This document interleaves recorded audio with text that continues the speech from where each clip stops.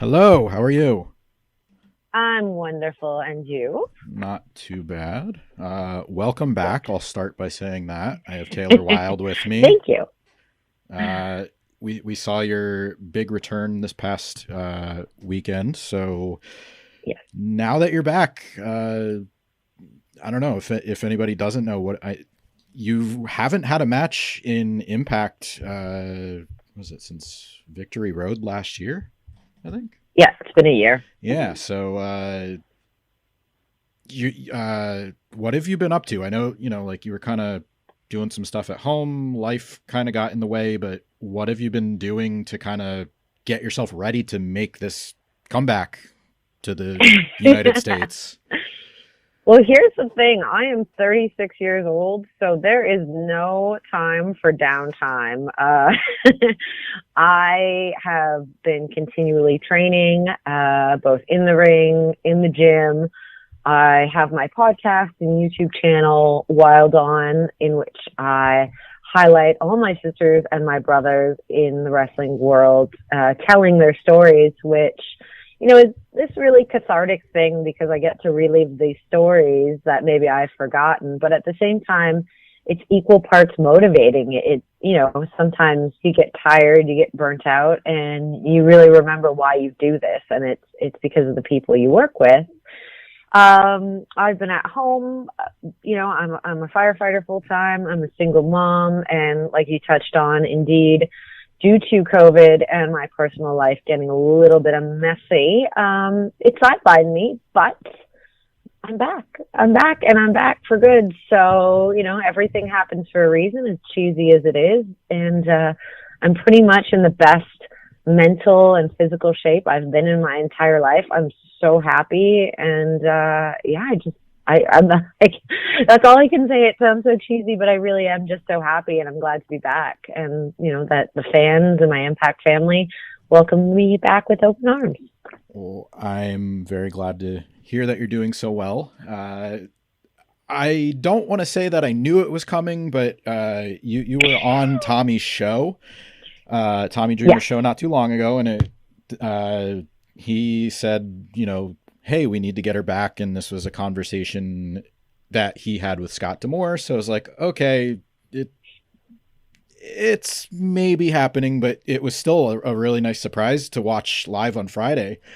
But I mean, was this the plan? Like, can you talk about that? Like, Albany and Toronto Yeah, is of pretty course. close. Like, did that make the most sense for you? No, absolutely not. When has wrestling ever made sense? No, I, like I said, I've had a lot going on in my personal life, and basically that stabilized a few months ago. But just because my life was settled didn't mean that Impact was ready for me to come back. And it was actually a little bit last minute, but like I said, I've never let myself get out of shape in the ring or in the gym or mentally. I've been training for this comeback because I kind of got a false start there.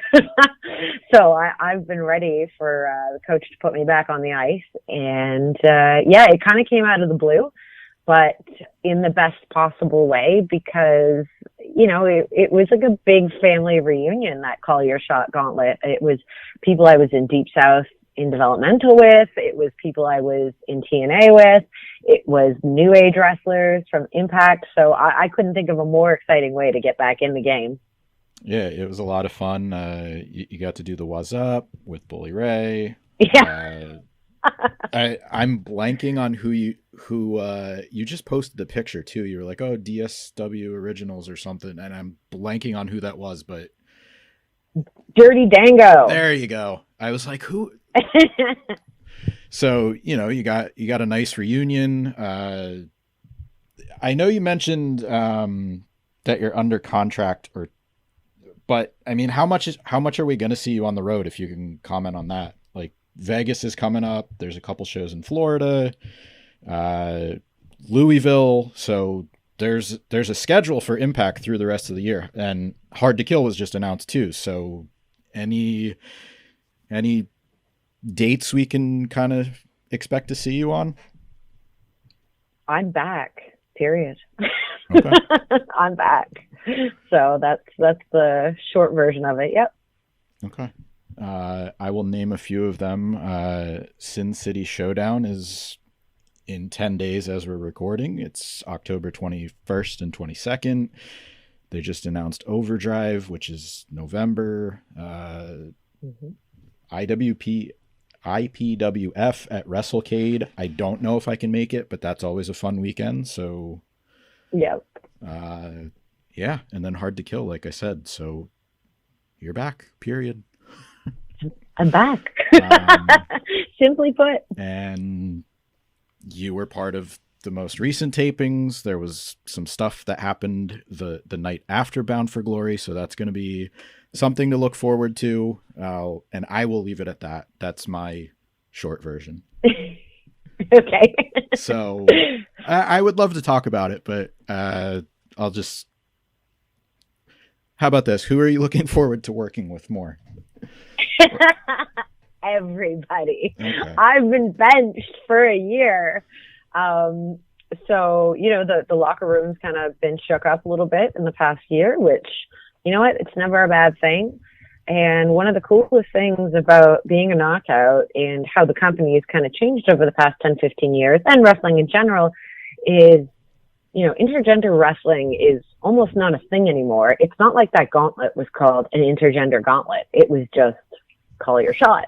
Mm-hmm. And I'm really looking forward to any opportunities I have with the knockouts and the rest of the locker room, because we've got such a diverse, deep talent pool. And I got some gas left in the tank, and I'd really love to show the world of professional wrestling, where I left off, that I can still go.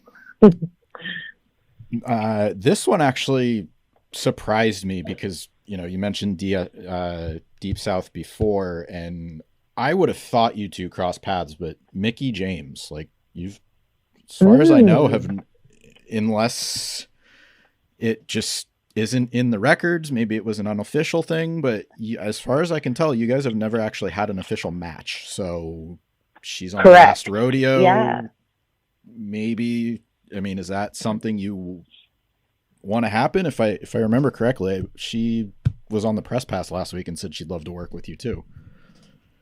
Oh God. Yeah. Her and I have become really close in the past 6 months, on my off time. We've always, like you said, we've run these parallel lives. We know each other. We respect each other as wrestlers, and we have a lot of commonalities. We both have young sons, and we're into witchy spiritual stuff. And it's always been a dream match for both of us to get in the ring together. We keep missing one another. So this is the first time we're pinned down, same company, same timeline, and it is truly will be a dream match to be in the ring with Mickie James. It would be a bucket list match, absolutely. Well, I hope it happens. One other thing I was going to ask about: are you guys sharing favorite musical tastes? Are you trying to get her into, your 90s grunge? She's giving you some country music tips.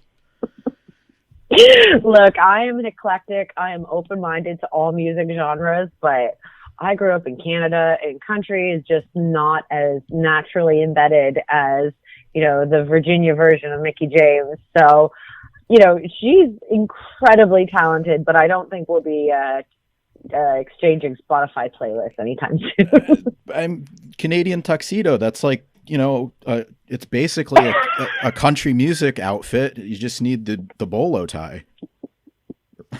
You're not wrong, but I think it's more like we're trashy, right? It's less about country music and more about being fashionably questionable, because Canada is so young in reference to fashion meccas like your New York cities or your London, England. So we're just, that's the best we have to give is the Canadian Tuxedo. So we can't do all the things. Those are your words. I won't besmirch Canada. You can do that. I love being Canadian, but I also know our boundaries. All right. We'll have to work on, I don't know, maybe before you guys go your separate ways. You'll have the match and maybe share some albums. Who knows? Who knows? But one thing that you mentioned this too, you're I guess not, is it the occult witchcraft? Like what you talk about it a lot in like on your show, on your social media, but when you returned this week, you had like the punk rock look. I guess I was expecting like maybe some of the witchy stuff. Like, was that ever a consideration? Is it sort of, here's wrestling Taylor, here's personal life? Like, any thoughts on that? Am I making sense at all right now? Yeah. Oh my God. Absolutely. Okay. And you are not the first person to say that. And it's one of those things to stay tuned to watch the evolution, because I think it made sense to pick up where I left off. But me as a person, as you've seen on my social media, I've gone through this spiritual witchy evolution. And I think it makes sense to give that story its context on the show. And we wouldn't want to just throw it out there without telling a little bit of a story, because that wouldn't make for good wrestling. So I would just say, stay tuned, because I think the evolution of Taylor Wilde is going to be featured over the next few months. And it's going to get wild. Okay. I'll leave it at that. I like a good mystery. We kind of already touched that you're back, and we'll see where that goes. Yeah. You haven't had too many matches in the past year. I kind of mentioned that. You have worked, if I didn't mention this, Bound for Glory was the first match, not only in Impact Wrestling since last year, but it's also your first one in the United States. You've had, I believe it was like 4 matches in Toronto. Any match that you're maybe looking at as far as one that happened on Impact Wrestling? Like, I'm not asking, who do you want to face, because you already said everybody, but is there any one that like stands out and you're kind of like, oh man, that's what I'm really like getting back there for? Like, that's what I've been missing. Anybody? I mean, we just had a Monsters Ball, Ultimate X, like anything stand out as far as like really getting you excited to, get back into the thick of things?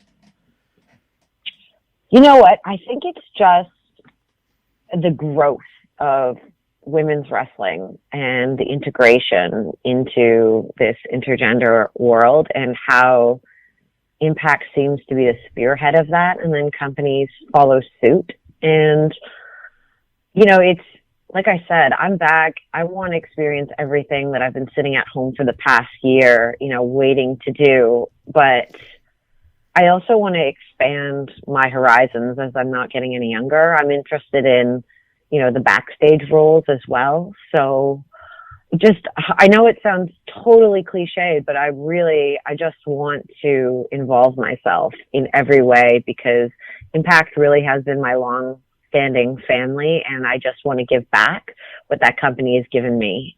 So. I appreciate it. I mean, I'm looking forward to seeing what happens. You kind of touched on sort of the creative evolution of your own character. Maybe we see that develop for you, but also other talent on the roster. I will close with this. I'm going to borrow something from you. Finish the lyric, because I am such a big fan of your show. I'm hoping this is an easier one. Okay. So I'm going to read it. I'm not going to sing because I have a terrible voice. She's getting kicked. So do I. Yeah, but no, you sing and I'm like, okay, I get it immediately. But if I try to carry a tune, you're going to just be like, what is he doing? Okay. All right. She's getting kicked out of school because she's failing. I'm kind of nervous because I think all of her friends hate me. She's getting... hold on. She's getting kicked out of school because she's failing. I'm kind of nervous because I think all her friends hate me. She's the one. She'll always be there. She took my hand and I made it, I swear. Blink-182. Woo! who is back together today. That's why I picked it. Oh, lovely. I tried to make Good it one. easy. Well done. All right. You did. Next time you're singing, though, or I'm not finishing the lyrics. All right, deal. Cool. Well, we'll have to set up another one of these for your back, so plenty of dates to see you. I'm going to just put that out there. Las Vegas, Louisville, Winston-Salem, Hard to Kill January. One of those might work, hopefully sooner than later. So it's good to see you back. I look forward to seeing your evolution and what you have in store. Thanks for your time. It was good catching up with you. Thank you so much, Bill. Lovely to talk to you. Talk to you soon.